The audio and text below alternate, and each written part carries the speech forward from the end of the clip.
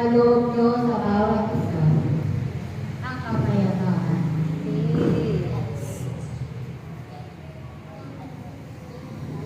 Salamat sa inyo aking mga anak, sa inyong pagbabahagi ng aking kapayapaan.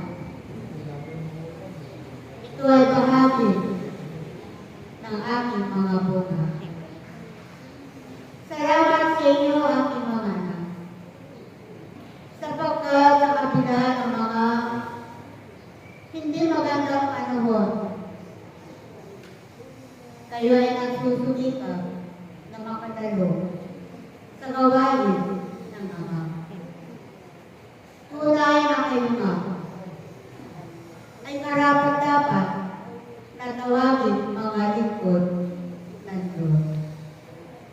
Ako ito, aking mga anak, ang inyong Panginoong Espiritu Santo, na siya ang lilika sa oras na ito. Batid ko ng bawat isa sa inyo, aking mga anak, ay nagsusumikap na makatupad sa inyong mga tungkulin na iniatang ng Diyos sa inyong mga buhay. At ako ay nagagalak sa inyo, aking mga anak,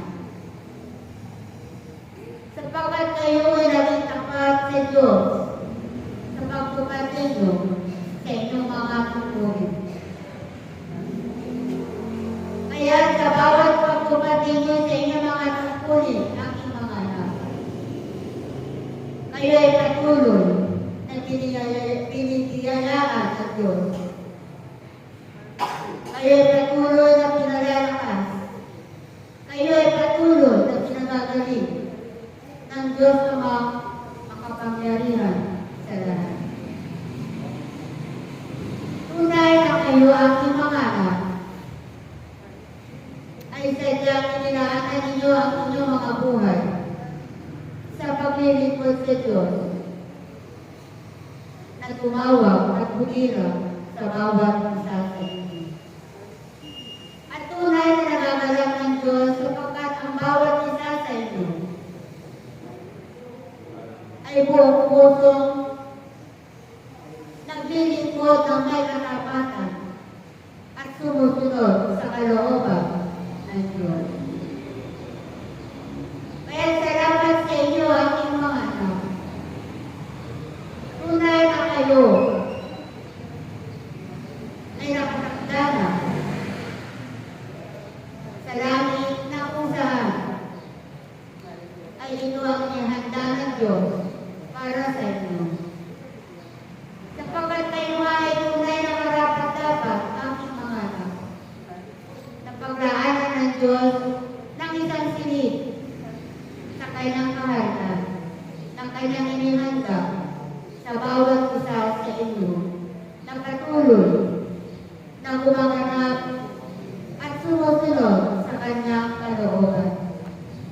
Kaya aking mga anak, naway sa inyong katapatan sa Diyos, naway sa inyong pagsunod sa kalooban ng Diyos, ay huwag kayong manghihinawa, huwag kayong mapapagod sa inyong pagsunod sa kalooban ng Diyos at sa pagtupad ninyo sa inyong mga tungkulin. Huwag kayong mag-alala, aking mga anak, sapagkat ang lahat ng inyong pagsusulikap, ang lahat ng inyong pagpapagal, ang lahat ng inyong pagsasakripisyo ay gagantimpalaan kayo ng Diyos na makapangyarihan sa lahat. Kaya aking mga anak, ipagpatuloy ninyo ang inyong mga nasimula sa inyong mga buhay. Sapagkat kayo ay tinawag ng Diyos sa libutan ito upang siyang magpalaganap ng mabuting balita ng Diyos, na siyang magpalaganap ng pangalan ng Diyos na banal na inyong tinatawag sa inyong buhay araw-araw. Kaya patuloy ninyong ipalaganap, aking mga anak, ang